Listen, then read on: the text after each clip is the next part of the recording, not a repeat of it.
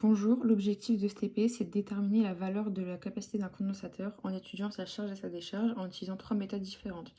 Tout d'abord, on va brancher un voltmètre au banc d'un générateur de tension continue, puis on le règle à 6 volts. Ensuite, on l'éteint pour régler la résistance à 5 kΩ et placer le condensateur. Attention, le câble qui va de la résistance au condensateur doit être branché à la borne positive de celui-ci.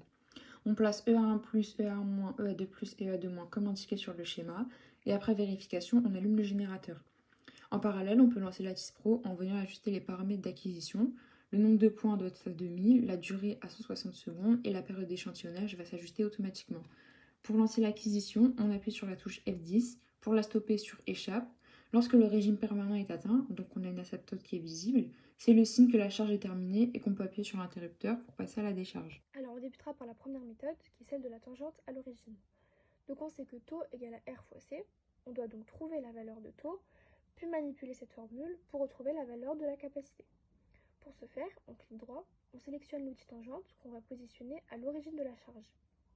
On cherche le point d'intersection avec la plus haute valeur de E. Et son abscisse sera donc la constante de temps taux. On trouve une valeur de taux égale à 12,8 secondes. Par ailleurs, on sait que la résistance elle équivaut à 5 kΩ, qu'on va donc convertir en ohms, 5000 ohms. En utilisant la formule taux égale à R fois C, on a C égale à taux sur R. Et après application numérique, C égale à 12,8 sur 5000, qui est égal à 2,56 microfarads. Par la suite, on nous demande l'expression de la tension aux bornes de la résistance en fonction de UC et E. Donc d'après la loi d'additivité des tensions, UR égale à E moins UC. Ici, UR égale à EA1 moins EA2. À présent, on cherche l'expression de l'intensité. Donc d'après la loi d'Ohm, UR égale à R fois I, avec R, donc la résistance, qui est égale à 5000 ohms. Donc I égale à UR sur 5000. On inscrit cette formule dans la feuille de calcul, puis on trace la courbe de l'intensité. Pour la deuxième méthode, on va utiliser celle des 37%. On va donc se placer à environ 37% sur la décroissance exponentielle et on trouve que taux est égal à 11,6 secondes. On a donc C égale 11,6 sur 5000, ça nous donne environ 2,32 microfarads. On cherche l'expression de I en fonction de UC. Or, on sait que I c'est égal à C fois dérivée de UC sur dt.